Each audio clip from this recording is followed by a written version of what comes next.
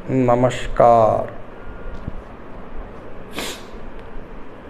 भारतवर्ष में इन दिनों श्राद्ध पक्ष चल रहा है। भारतीय परंपरा या हिंदू परंपरा के अनुसार लोग अपने पूर्वजों और पितरों को भौतिक वस्तुएं अर्पित कर कौवों को खिलाने तथा ब्राह्मण भोज या दान इत्यादि करने की परंपरा है। इन दिनों कुछ प्रश्न आ रहे हैं, क्या ये दान अपने पूर्वजों को मिलता है? इस क्रिया का औचित्य क्या है?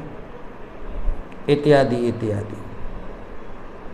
मैं अक्सर इन प्रश्नों को टालता रहता हूँ, क्योंकि मेरा विषय है नहीं और न ही मैं किसी के विश्वास या आस्था पर कोई प्रश्न उठाता हूँ।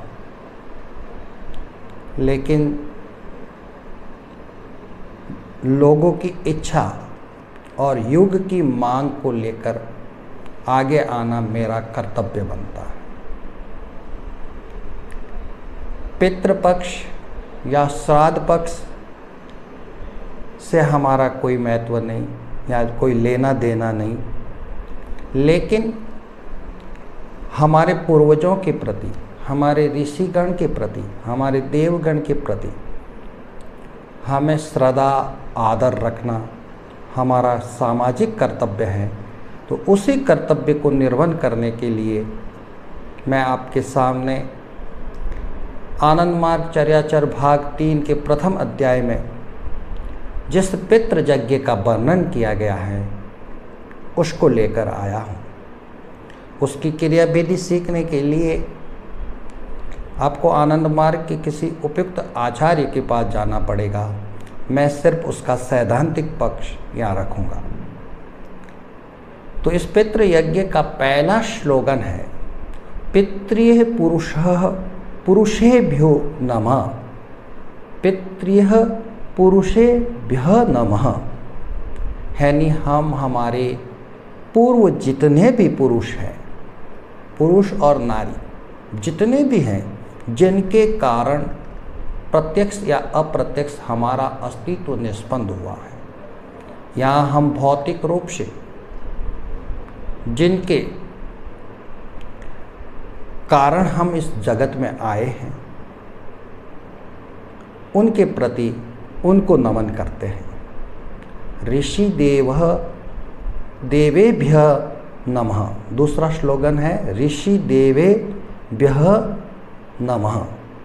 ऋषिगण जो भौतिक रूप से शोध करते हैं या मानसिक रूप से जो मनन करते हैं, वो मुनि लोग हैं। जो आध्यात्म रूप से जो शोध करते हैं या आध्यात्म संपदा का हम जो लाभ प्राप्त करते हैं, उनके प्रति भी हमारा आदर जरूरी है।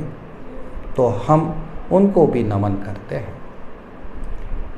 फिर उनको अर्पण की प्रक्रिया प्रारंभ होती है। तो पहले कहते ब्रह्मा अर्पणम। जो अर्पण की क्रिया है, जो भी क्रिया की जाएगी वह स्वयं ब्रह्म है, अर्थात व्यक्ति और कोई अर्पित कर ही नहीं सकता, यानी पूरी तरह से वो ब्रह्ममय पहले हो जाता है।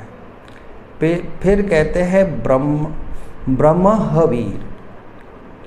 जो अर्पित किया जा रहा है वह भी ब्रह्म है। फिर कहते हैं ब्रह्मागणो, यानी जिसको अर्पित किया जा रहा है वह भी ब्रह्म है। और अंत में कहा जाता है ब्रह्मणाहुतम, यानी जो अर्पित कर रहा है वह भी ब्रह्म है। तो जो अर्पण की क्रिया प्रारंभ हुई, हम कोई भौतिक वस्तुएं कहीं तक नहीं पहुंचा सकते हैं, अपनी भावना भी व्यक्त कर सकते हैं।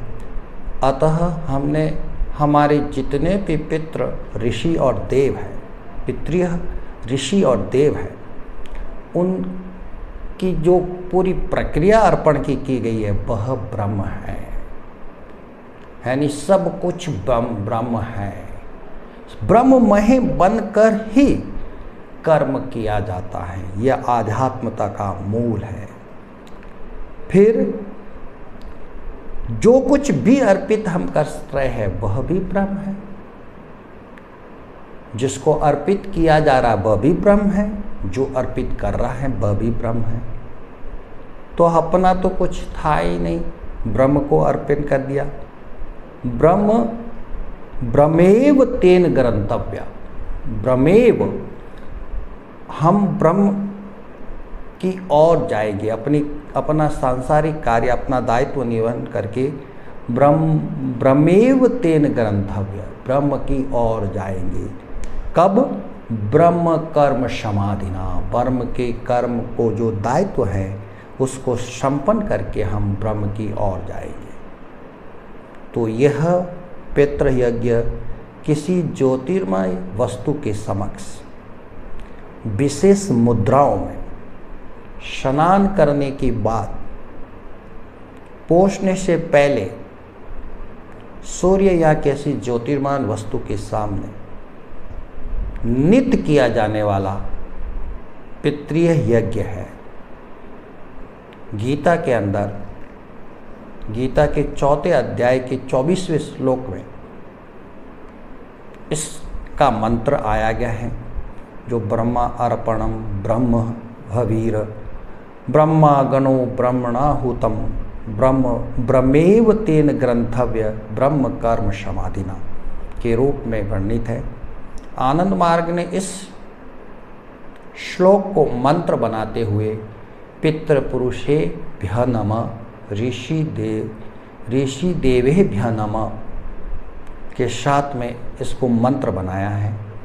ये पितृ यज्ञ या स्नान मंत्र के रूप में जाना जाता है।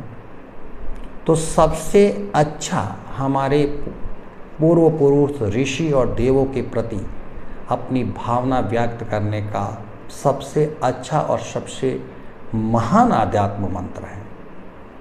इससे अच्छा हम हमारे पूर्व पुरुष और ऋषियों को कोई अर्पण कर ही नहीं सकते।